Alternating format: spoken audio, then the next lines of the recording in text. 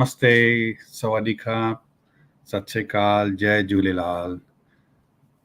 आप सबसे रूबरू हो रहे हैं तकरीबन 1.5 महीने के बाद। रीज़न ये था कि मेरे घर में कुछ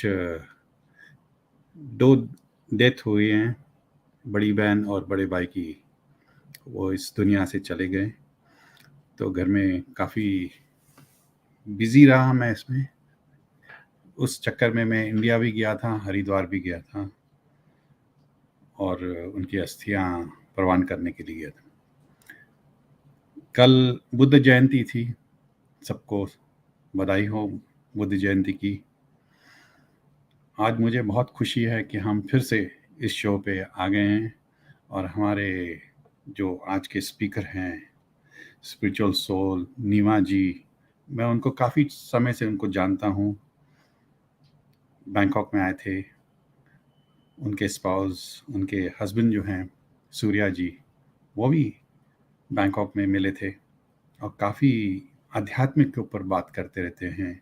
और हालांकि उनको तो एक डॉक्टर की डिग्री मिलनी चाहिए, और ऐसे शख्सियत हैं जिनसे हमें काफ़ी नॉलेज मिल सकता है और मिलना चाहिए और हमें उनसे जुड़ना चाहिए। तो आज मैं आपसे रूबरू करा रहा हूँ नीमा जी से। स्क्रीन पे बुला रहे हैं नीमा जी को।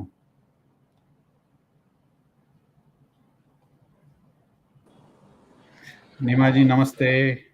नमस्ते पपनी जी, it's so nice कैसी to see you. जी, आज आप हमारे शो पे आए हैं उसके लिए थैंक यू वेरी मच। मुझे बहुत खुशी हो रही है आपसे मिलके। हालांकि मैं आपका नंबर काफ़ी दिनों से ढूंढ रहा था, फिर गायत्री जी से मैंने आपका नंबर संपर्क किया कि आप इंडिया में हो, अभी बॉम्बे में सेटल हो।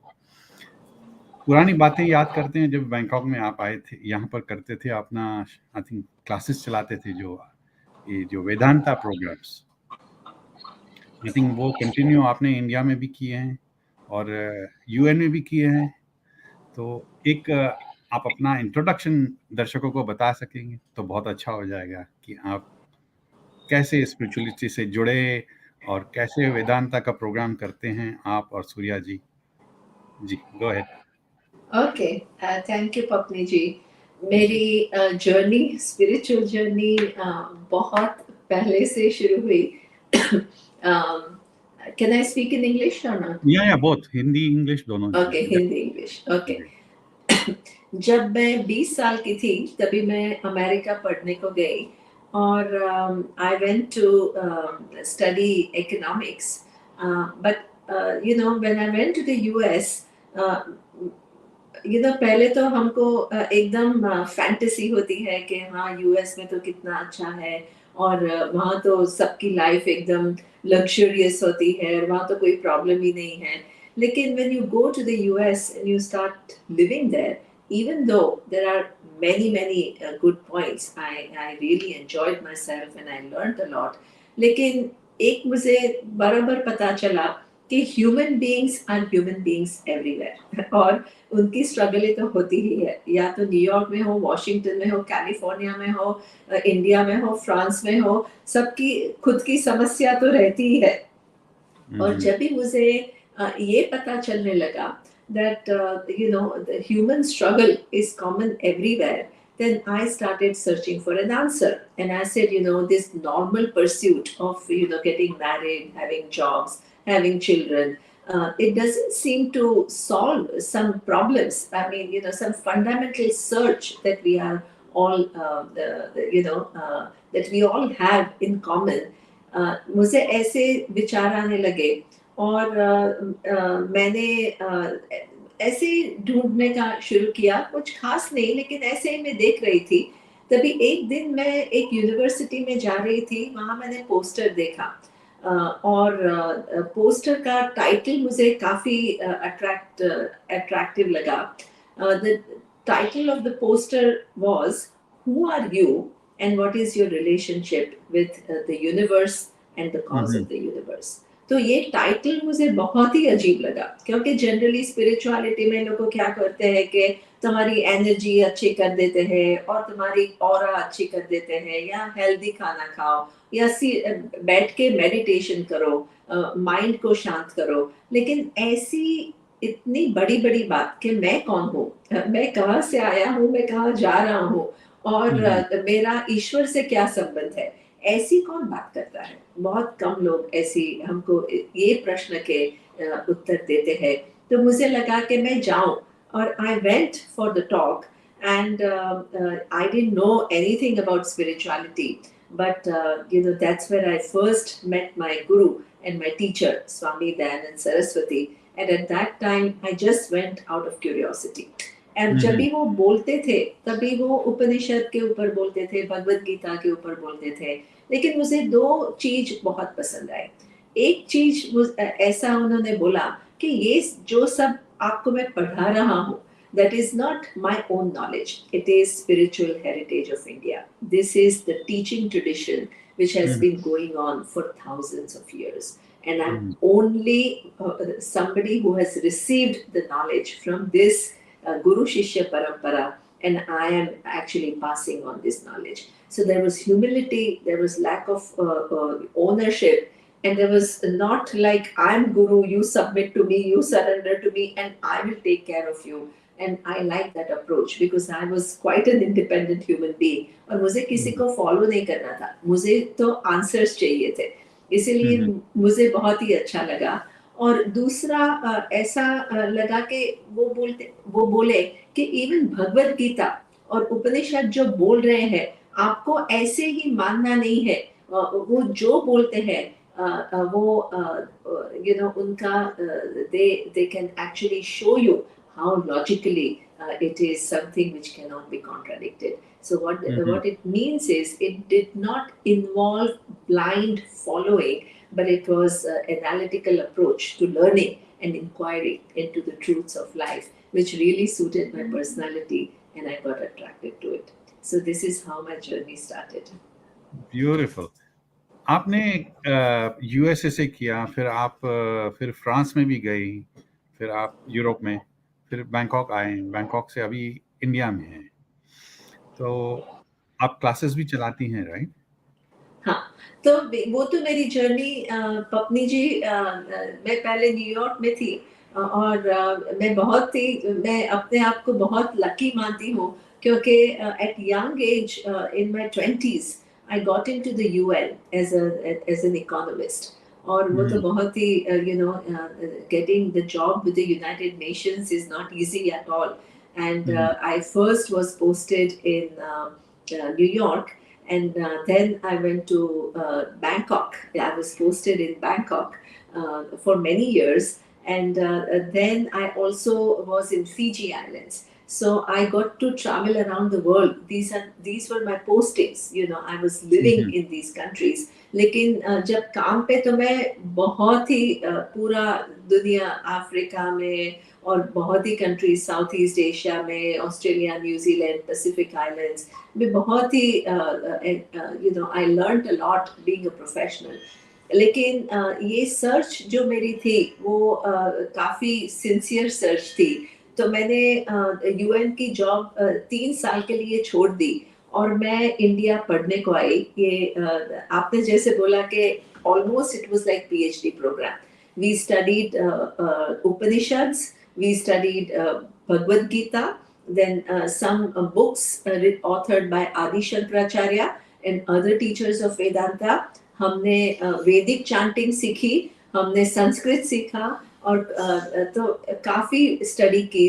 3.5 years हमने पूरा डेडिकेट किया इंडियन फिलोसफी पे। और जब it is funny because when I graduated after 3.5 years, I thought I will become a teacher of Vedanta.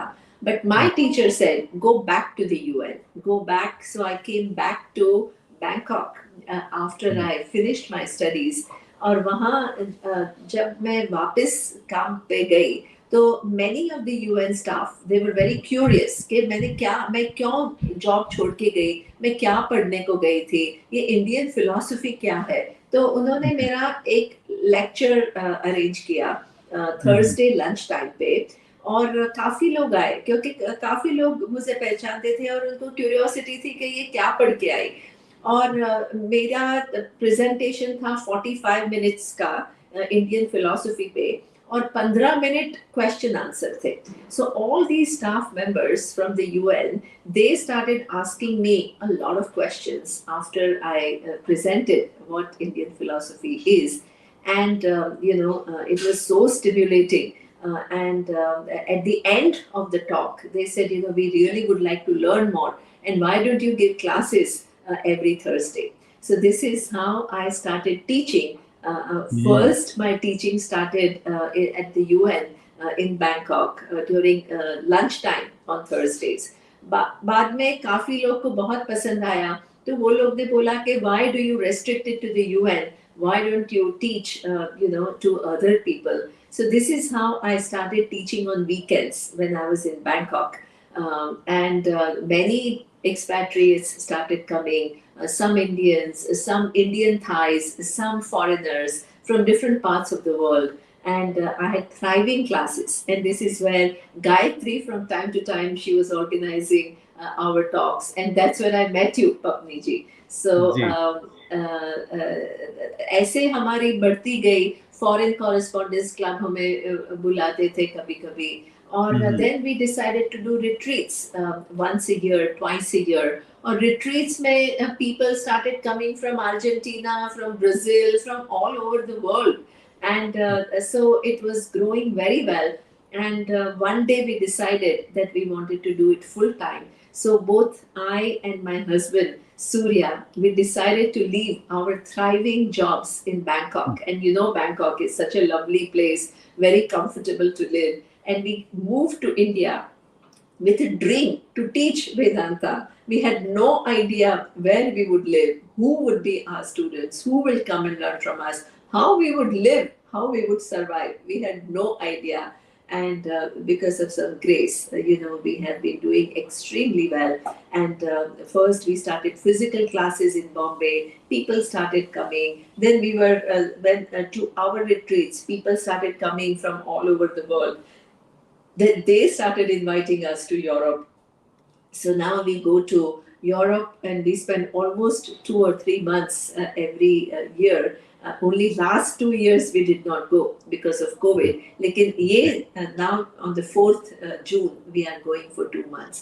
So ये journey, और बाद में हम बैंकॉक भी आते थे रिट्रीट करने के लिए, और ऑस्ट्रेलिया, न्यूजीलैंड, काफी बाली, काफी काफी कंट्रीज, दुबई, काफी कंट्रीज में हमने You are a global retreat citizen. You किए। are not Indian, no? Global citizen where you are teaching ancient, teachings. Uh, Yes. now, I would like to know what did you gain from Gita and Upanishad and this thing? What did you benefit from this one? Thank you. Thank you for this question because it's very important. I it seemed to me that the life, my some of the questions were unanswered, and there was a certain void in my life.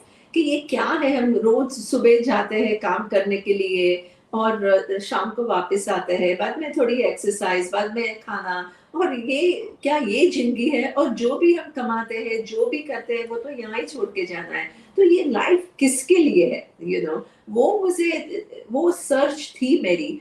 और जैसे जैसे मुझे answer मिलने लगे, तो there was a deep level of satisfaction. So that what happens is I put my life in a very large context कि मेरी life क्या है, मेरी सर्च क्या है। और what उपनिषद से is कि आपको ही ढूंढ रहे हैं। तो उपनिषद की टीचिंग ये है कि आप तो ब्रह्म के स्वरूप है, और you think you are a small individual, and as long as you think you are a small individual, you will never be satisfied. So one has to discover oneself to be Atma, which is Brahman. And जैसे पता चलने लगा, जैसे हम ज़्यादा inquiry करने लगे, ऐसे पूरी माइंड ओपन होने लगी, और एक डीप सा सेटिस्फैक्शन होने लगा। But in addition to that, right, Upanishads and Bhagavad Gita also talk about practical aspects of life. Mhm. Decision making क्या होती है, धर्मा क्यों इम्पोर्टेंट है, दो टाइप्स के धर्मा है, एक तो सामान्य धर्मा, universal ethical values, that you have to be kind to others, you have to not hurt others, not cheat, not lie.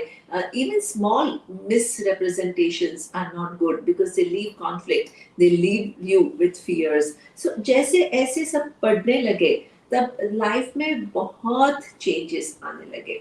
और रेजिलियंस के जो होता है, हमको लगता है कि जैसे हमको चाहिए ऐसा सब होना चाहिए, but what Upanishads and Gita से is things do not happen as we want, things happen according to the cause and effect laws.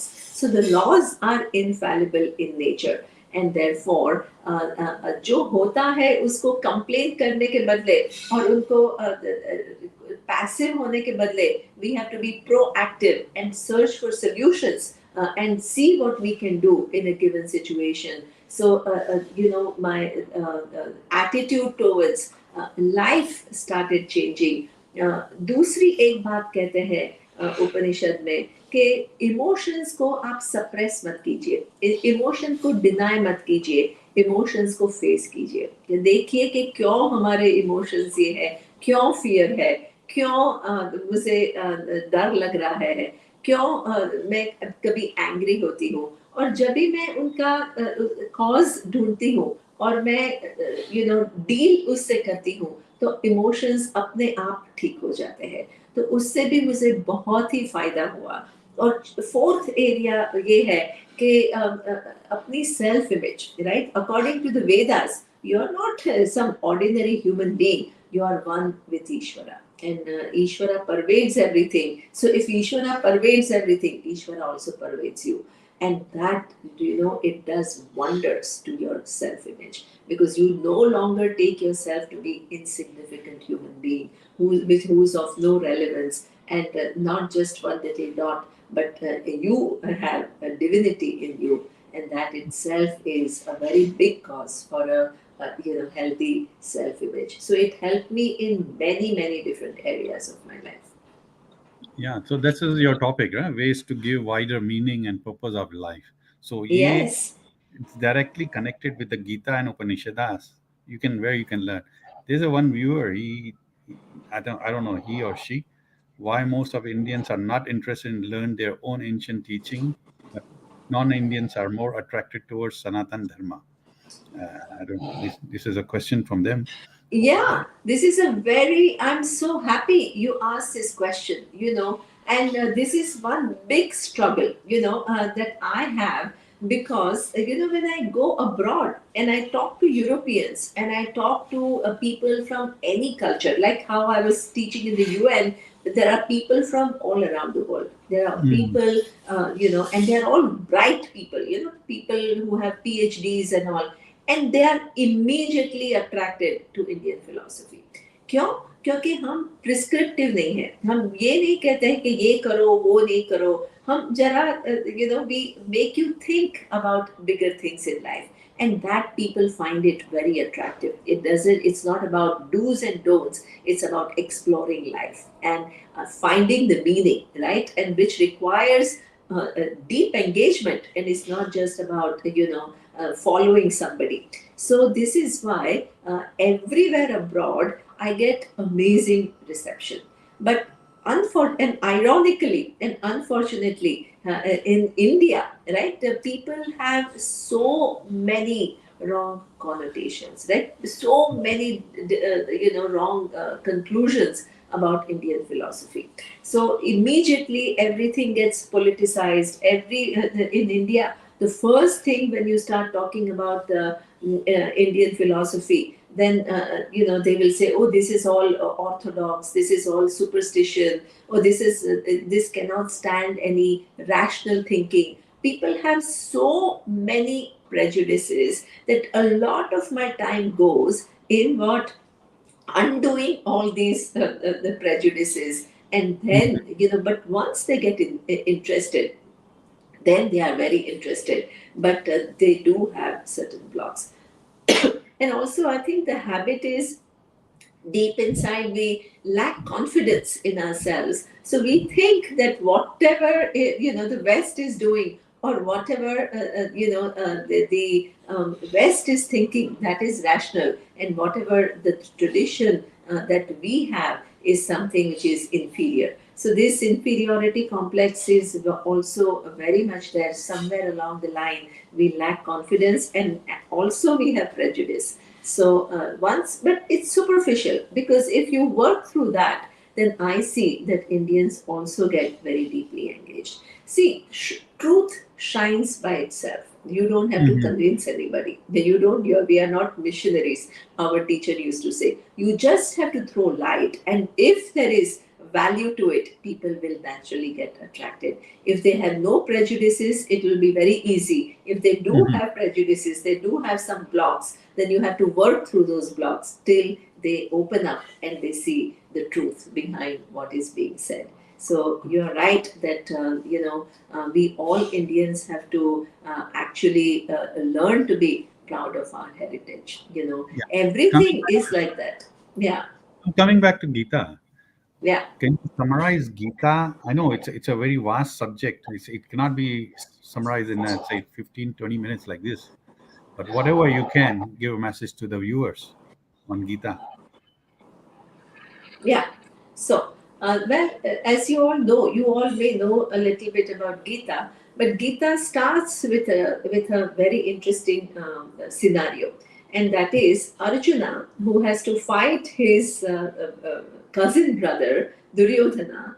Right? Initially, Duryodhana has been a very unfair to Pandavas, Arjuna and his brothers, for a very long time, and he banished them to forest, and then on the 13th year when they were supposed to come back, he refused to give them the kingdom. So he plotted to kill them. So he's always been terrible, right? And even he invited Arjuna's brother to play the game of dice and cheated, and took away everything from them. So initially, Arjuna was nursing a lot of hurt and resentment and a lot of anger.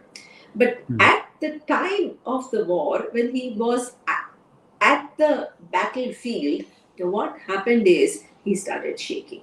He started shaking, and he says, "You know what? I see all my cousins on the other side. I also see my grandfather. I see my own teacher, my own guru. How can I fight them? And I just Mhm. want to drop everything, and I want to retire to the mountains. Himalayas were not too far away. I want to retire to the mountains, and I want to just meditate. And I'm not interested in the kingdom. I'm not interested in my power. I just want answers to my basic questions. So when Arjuna broke down completely, then Lord Krishna started teaching him. And what he taught him is that, what Arjuna, what you're going through is a human predicament. At one point in life, all of us, right? It's not that we have to fight a battle or anything. Each one of us recognizes that what we are searching for is some fulfillment, which is a fundamental fulfillment. And no matter what we do, right, it doesn't seem to satisfy us completely. Mhm. So, Lord Krishna answers by saying that this human being will only be totally satisfied when one knows one's true nature. So he reveals Atma to be Ajaha Nityaha Shashvatoyam Puranaha Na Hanyate Hanyamane Sharire.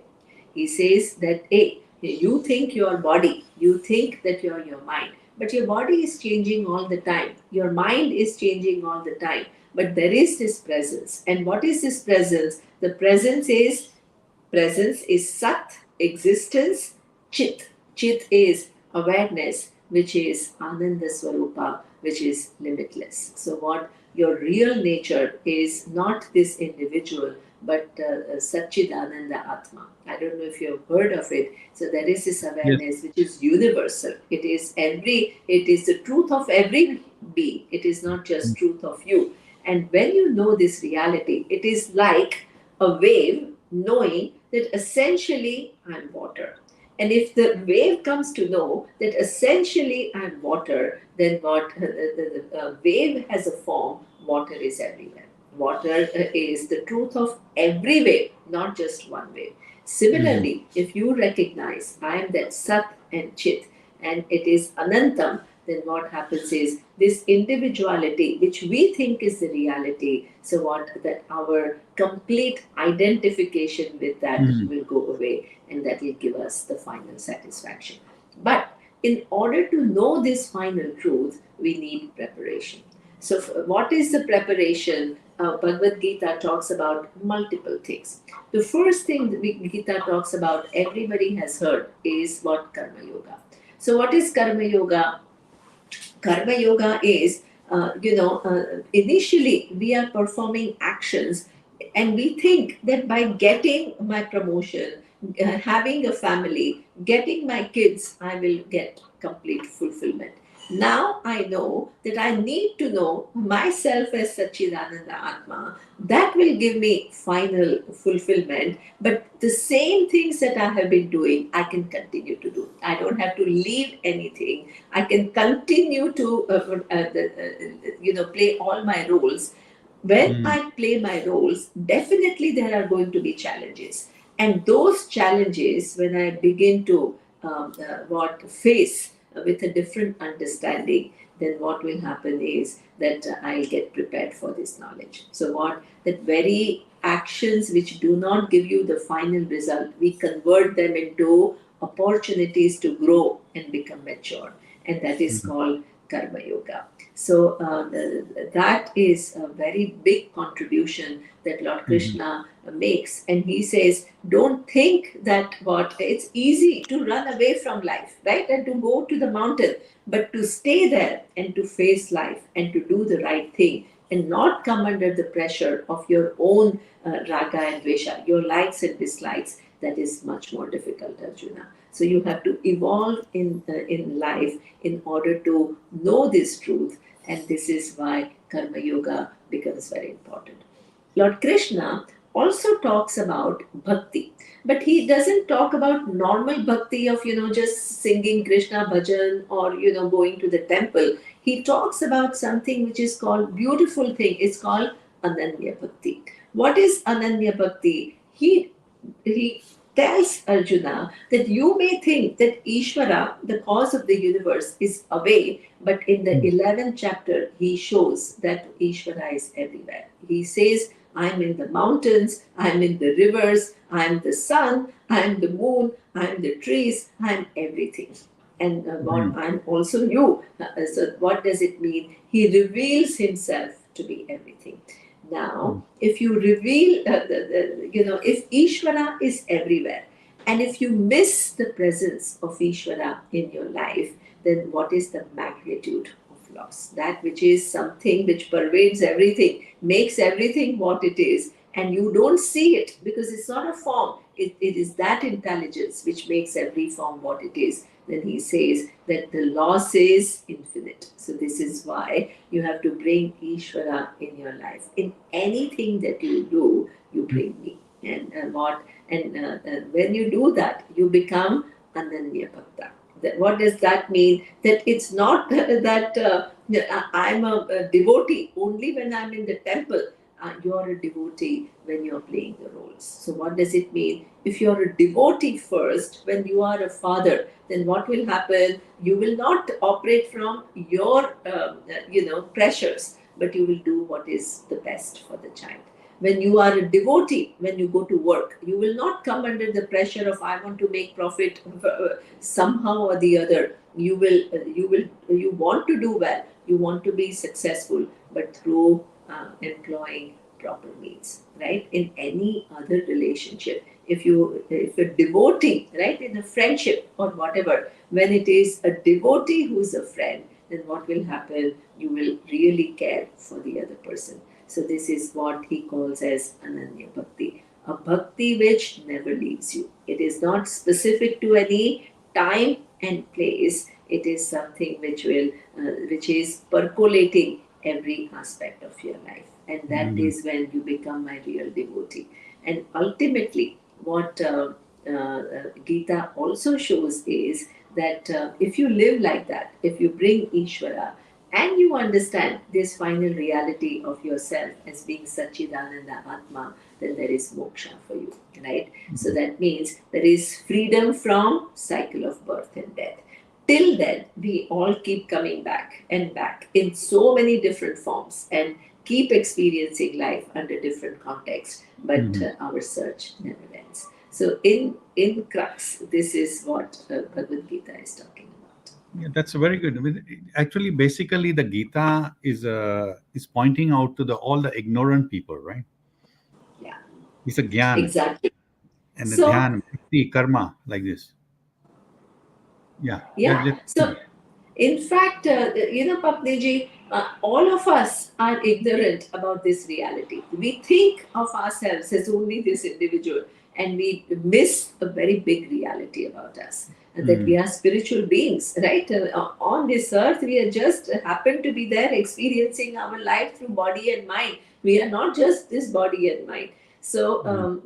in Kathopadishad, Papniji, there is a lovely imagery, and the imagery is that you are given a chariot and there is a charioteer, right, who's guiding the chariot. So what does chariot mean? A body. And Sarath. charioteer is the buddhi, right? The buddhi is the sarathi, right, the charioteer.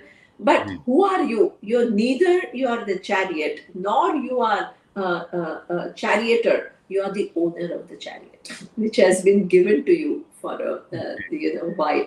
So Mm. this is what we forget. We take ourselves to be just as good as the mind and the body, and that we are owner of this body and mind for a length of time. We are that spiritual being that we forget. So you're right. So ultimately, we are all ignorant. Ignorant doesn't mean that we are bad people. We don't know this reality, That's the and this reality. is why.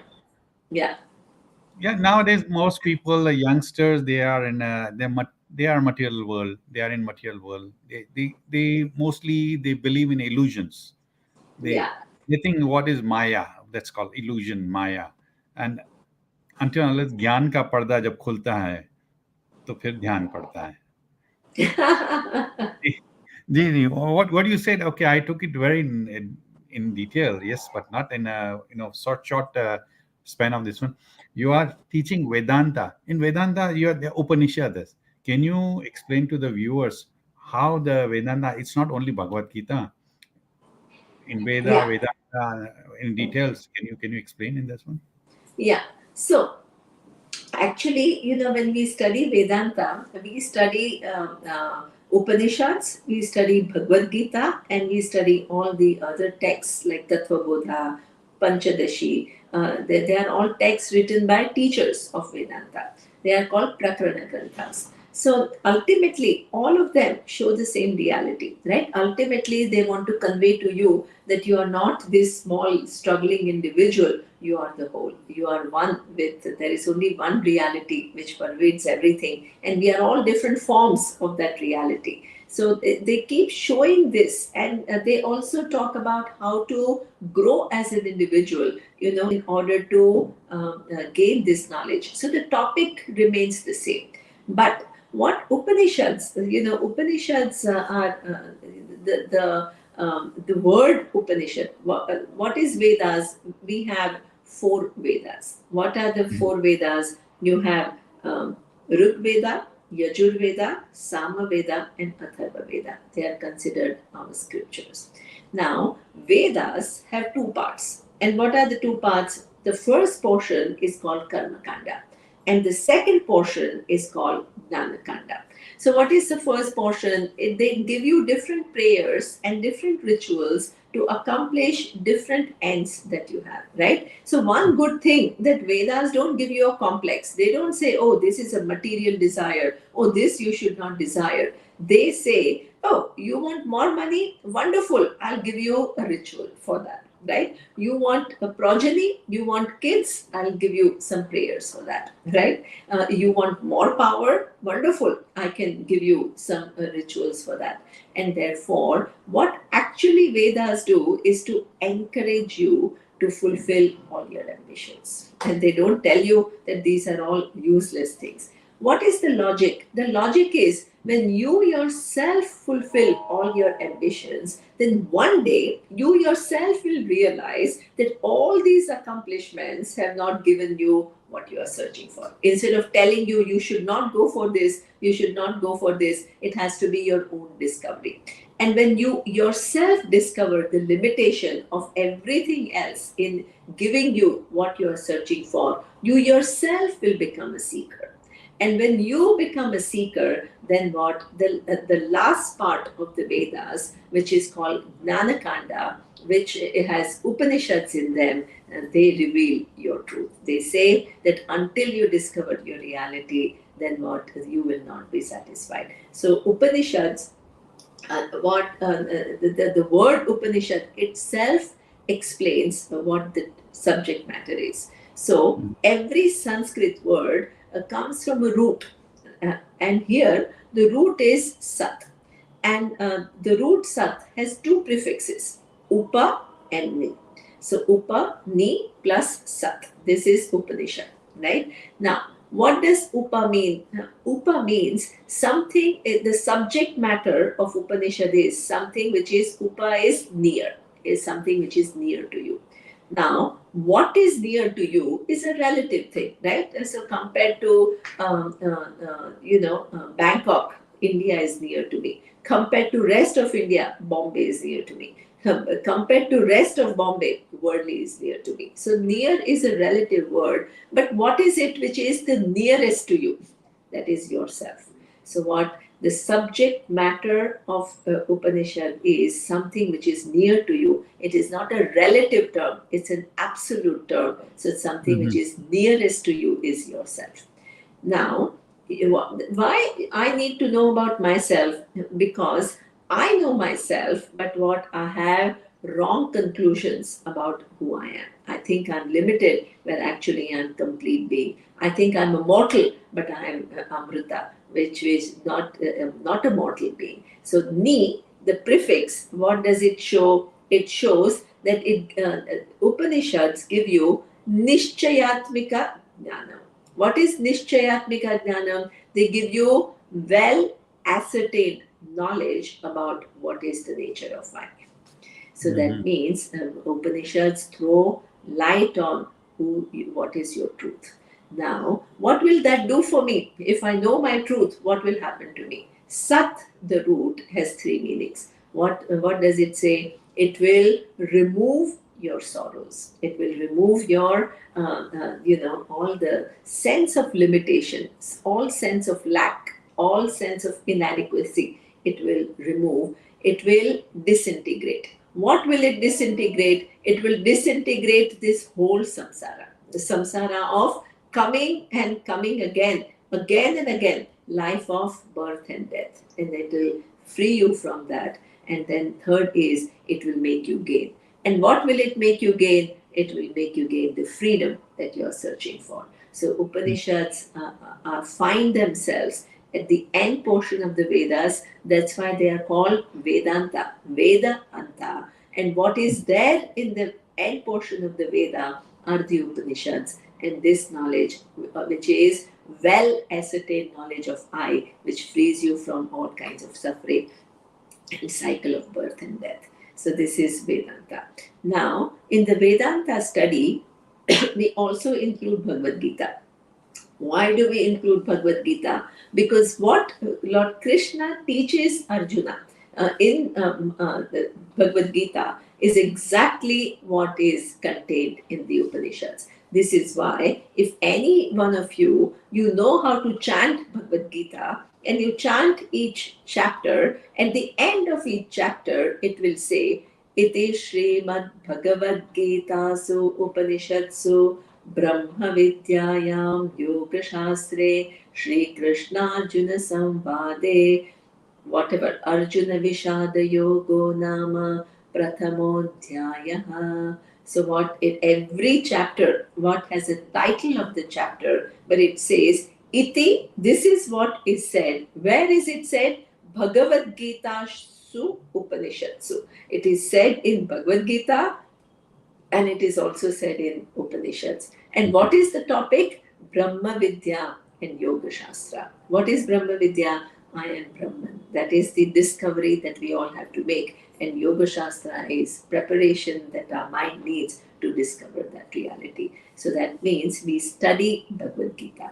Even though Upanishad and Bhagavad Gita have same topic, Bhagavad Gita is very attractive. We all kind of everybody is attracted to Bhagavad Gita, and that is because the context under which Bhagavad Gita is given is something which is very relatable to us, right? We can understand Arjuna's dilemma, we can understand his conflict, we can empathize with him, and we can also see that in our own life, there are times that we are at crossroads and we don't know where to go, what to do, and we are also searching for answers. And that's why Lord Krishna keeps showing this high philosophy of what the nature of Atma is, but he keeps coming back to Arjuna's predicament and keeps giving very day-to-day insights into realities and how to conduct our life. And this is why people are very attracted to it. And then you have Prakarana Granthas, authors, the teachers who have authored some books like Tattva Bodha. And those are also very helpful in this same knowledge, but they elaborate this knowledge in their own way. Very well explained. Yes. Okay. Just want to ask you whether spiritual person have to be religious? That's a very interesting thing. Uh, I would answer a little bit. People nowadays, what is in fashion, Papniji, is that people say, "Oh, spirituality is completely, different from religion," and I would not say that completely. What I would say is religion starts with an understanding that if there is a world which is so intelligently put together, then what there must be a cause. There must be a cause for this universe, and this is how all the religions start. Now, the problem is that we don't see the cause anywhere, right? We are all effects. We don't see the Mhm. cause. So what we do is we put the cause as away from us in heaven. So what somebody sitting in heaven is like we are the puppets, and what that person is controlling us, and we are at the mercy of that person, and we have to surrender to that person. That person will then do us some favors, otherwise the person will punish us and abandon us to some other place called hell. So these are little ideas which this is not the idea that Bhagavad Gita propounds. So what Bhagavad Gita says is what Ishvara is everywhere. That Mhm. means it's not some person away from you who's using you as a puppet. It's a discovery. It's a discovery. So this is why one needs to bring Ishvara in life. If there is, as I told you, right? If there is a presence everywhere, if the wave misses water, what Mhm. the life of a wave is going to be fragmented. Why? Because the water and ocean are where not only one wave exists, but all the waves exist. And if you miss that presence, you can't make sense of life. So this is why relating to Ishvara is extremely critical for a spiritual person. If you try to evolve spiritually without trying to understand life and bring Ishvara in, it becomes very difficult. So, yes, relating to Ishvara is very much necessary. That's why bhakti is very necessary, but not the bhakti of a typical religious person who is kind of taking Ishvara as somebody who's away, and then what you only have to surrender. So, you don't take responsibility for your life. You don't try to improve yourself. You don't try to learn. So that kind of religious, it is not that type of religion, but it does require connection to Ishvara, and it does require bhakti. And so I would not make a Mhm. complete, Mhm. separation between spirituality and some understanding. Spirituality requires understanding of Ishvara, and requires a relationship with that Ishvara. It's not totally removed from religion either. नीमा जी, एक question आपसे पूछना है, संस्कार और संस्कृति में क्या फर्क है? Sanskar or Sanskriti. Okay, hmm, good. Samskar is, hum, when we come on this earth, we all come with a certain inclinations. एक ही घर में हम born हुए हैं, लेकिन each one, somebody is attracted to science, somebody is attracted to music, somebody is emotionally very intelligent. तो ये जो है हमारा प्रोग्राम पहले से जो आया है, those are called samskaras. Samskaras means that you have come here, you have not just popped from nowhere. You have had past causes, और जैसे आपके past जो causes है वो आपका a certain disposition it gives you, उन्हें संस्कार कहते हैं. Now depending upon each in one home, there are some common things, right? Why? Because parents instill some values, so we all learn a certain common value, but at the same time we have our own samskaras. Now, what is samskruti? Samskruti is the culture in which we are born. So what happens is, depending upon the culture where we are born, we have certain value systems. So what does it mean? So if you're born in a culture where everybody is very individualistic, then that's good. I don't mean to say it's not good, because it's good. It makes you pay a little bit attention to who you are, search a little bit, and that kind of has its own advantages, but it also has its disadvantages. Why? Because if we are all social beings, and if you are only centered on yourself, and you don't see your connection with everybody else, then you can live a very isolated life, and at times it leads to depression, it leads to loneliness. So there are a lot of problems when you're overly individualistic. So Sanskriti means there is a social environment, there is a cultural environment which builds you, and that influences you. Now, suppose you come from a Sanskriti where people's relationships are, considered very important, then that has its own advantages. And what are the advantages? You feel connected, you learn to give at an early age, you're not so self-centered, you are showing love, and you find that you're not alone.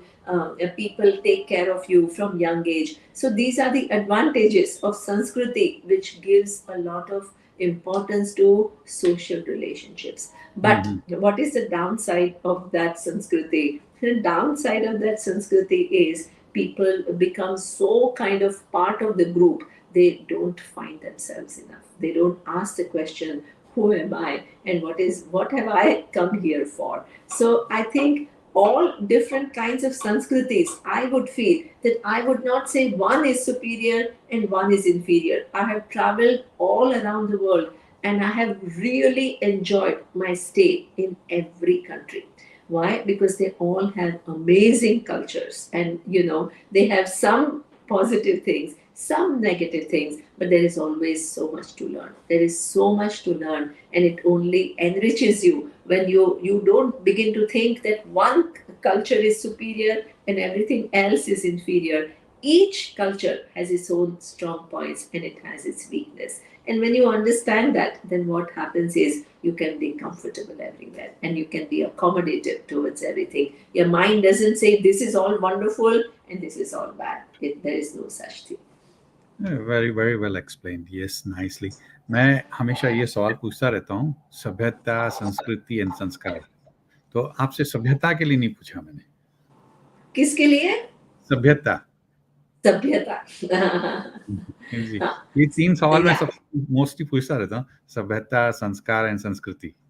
Yeah. जी. Sabhyata is a very beautiful word.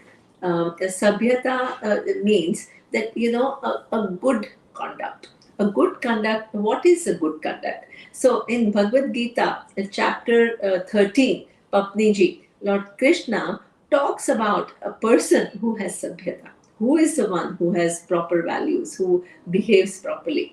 And I will just give you a few examples of what is Hmm. sabhyata, right? Hmm. One Hmm. is amanitvam. And what is amanitvam? That you are not conceited. What does it mean? Generally हम हमें success जो मिलती है वो अच्छी है, you know, it's a blessing from ईश्वरा, लेकिन हम वो ब्लेसिंग की तरह नहीं ले लेते हैं, हम एरोगेंट हो जाते हैं, हम कंसीटेड, हम प्राउड हो जाते हैं, we become very proud thinking that oh see all the glories belong to me, and then you look down upon others. So this is lack of sabhyata. When you begin to enjoy your success, but you begin to see the contribution of everybody else, whoever, whatever you have achieved, think about a number of people who have contributed to you being who you are. You begin to have sabhyata. Sabhyata means it's not that you have to not enjoy your success, but take everybody else along with you. Hmm. And then what happens? You have people will also love you because you give them their due importance, give them their due recognition. So that is part of sabhyata. The second aspect is adambitvam. What is adambitvam? So we also, not only we are proud about our achievements, but at times we also begin to pretend, right? So in Bombay, there was this girl. She had a her mother wanted to, she's a 7-year-old girl, and her mother wanted to do a birthday party for her. And initially she was all excited, but later on she says, oh my God, if my friends come to my place, right, and see that my place is not as fancy as theirs, then I will lose them, all my friends, I will lose their respect. So imagine at the age of 7, you begin to feel inferior, that you feel that your worth is only the house that you have or fancy objects that you have. And if you don't have that, then what happens is you at times begin to pretend to have them. And that once you become pretentious, then what happens? You start making false claims, and that you lose sabhyata. You lose sabhyata because you just show off for things that you don't even have. And that kind of pretense leads to guilt feeling. It leads to fear of being found out, and it makes your life miserable, even though you're trying to impress others with all these false claims, but it Hmm. actually makes your life full of conflict. So this is when you have pretense, there is lack of sabhyata. The third thing that Bhagavad Gita talks about is ahimsa. Ahimsa is sabhyata. What does it mean? That you need to, we have all come with a program. And the program is, I don't want to be hurt by others, and others don't want to be hurt by me. Everybody knows that. Nobody needs to be taught that.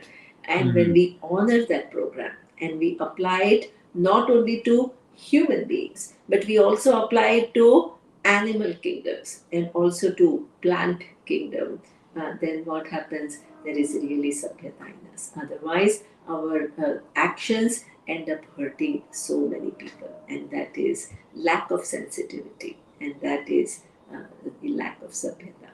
So these are three things. If we can Hmm. practice amanitvam, adambitvam, and ahimsa, he talks about many other values, but this is just an example of what sabhyata is.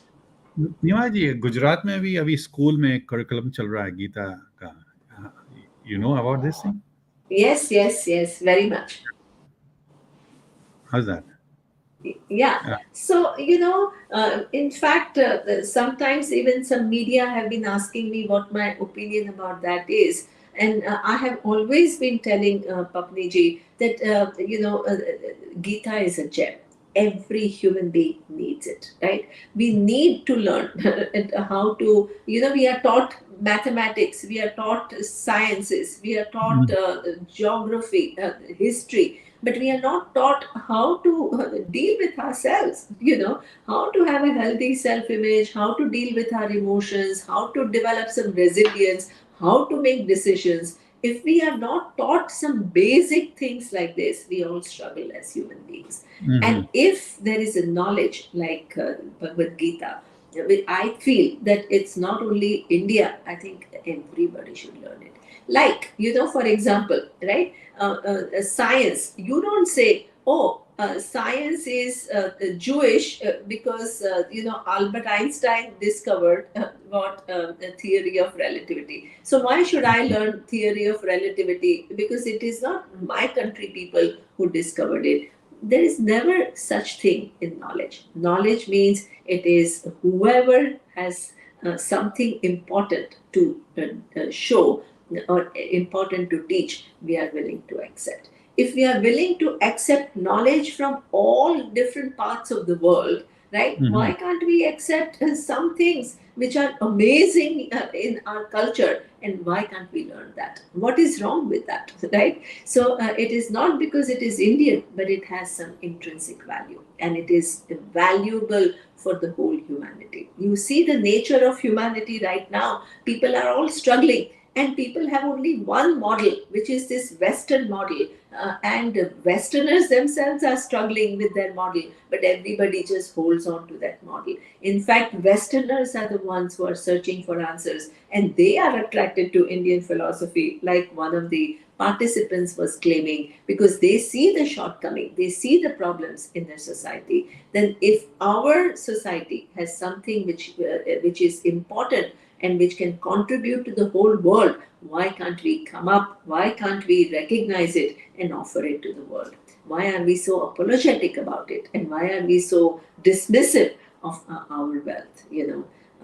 I feel that every Indian, and I think almost the whole humanity, should know what the teaching of Gita are, because they are universal. They are Mhm. very useful for a human being to live their life with a proper perspective. So I see it as a very positive step. नहीं, जैसा हमारे India में हर एक चीज को मामूली समझते हैं, और वो ही अमेरिका जाके उसको, जैसे चावल को, just rice, we talk about rice, basmati rice, and they go and patent it there, and now India is crying, okay, well, how come they patent it? हमारे खुद के हैं बासमती, आयुर्वेदा, all the वनस्पति से जो बने हुए हैं, they patent it, and then India start crying this one. तो आज से हम जागृत हो जाएं, we should be awakened. Buddha ने बोला ना, awaken and क्या बोलते हैं, awareness and awaken, these two उनके उनके सिद्धांत है. तो बहुत ही सच बोला आपने, क्योंकि जी. आयुर्वेदा देखिए, योगा देखिए, सब वहाँ रिकग्नाइज होता है पहले, और बाद में हम वेजिटेरियनिज्म, वीगनिज्म, वो सब यहाँ शुरू हुआ। अभी वहाँ बहुत लोग फॉलो करते हैं और हम अभी उनका फॉलो करते हैं। We just don't have enough confidence in ourselves. So नहीं, that is a mindset that we all have to change. Nimaji, I really appreciate to you and Suryaji that what you are doing from years. You left your job and you are teaching this Vedanta to the, in the different countries, and now thanks to this internet, through internet, you are going towards, I think, millions of houses at one time. So we should benefit out of this one. No? Okay, and the last question I have from you, that for the youth, what is the message for you? For the youth, you are giving the message. Yeah. See, the youth, Papniji, let me give you one story, right? Instead of giving a one big lecture.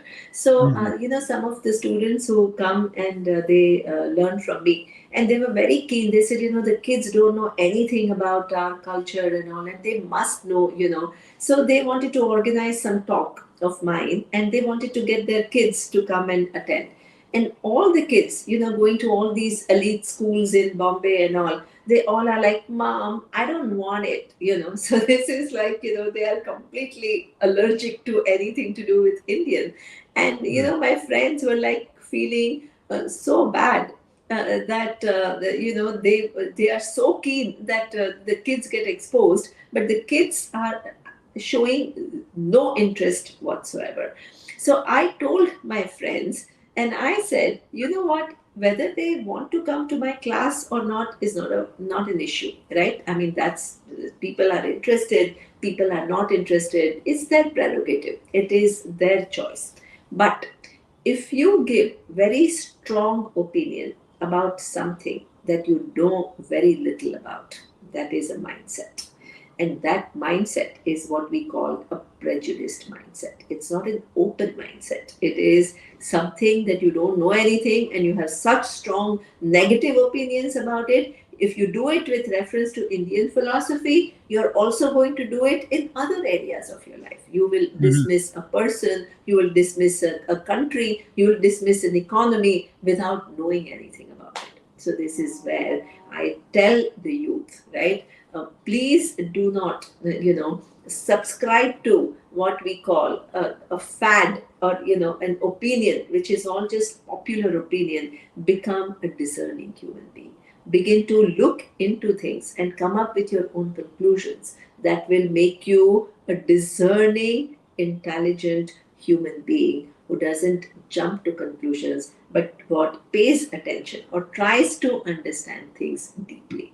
हमारे ये सब pop culture is so distinct. People give opinions. People are talking about things that they don't know anything about. People get so influenced. They get all swung from here to there, and they lack the depth. So my message to youth is invest in depth because that pays. That pays. We don't want pop culture and pop psychology and fast everything. Uh, and really, a mind which is deeply engaged finds amazing pleasure, amazing engagement, and there is a big reward for it. So, this is what my the Neema ji, thank you very much that you shared your knowledge with viewers. काफ़ी लोगों ने इसको सराहा है और ये programme अभी Facebook पे और यूट्यूब पे पड़ा है, तो जिन जिन जिन ने मिस किया है वो देख सकते हैं. This is documented there and sure I would like to invite you again हमारे नेक्स्ट एपिसोड में, कभी भी जब भी आप वक्त निकालेंगे और दूसरे टॉपिक पे हम बात करेंगे. Until then, thank you very much. Good night. Take care. And I hope people have gained knowledge from this one. And if not, then they can write to us and we'll get back to Neema ji and she will give you the answers. so Okay. thank you so much, Swapniji, for inviting me. It was a great pleasure talking to you.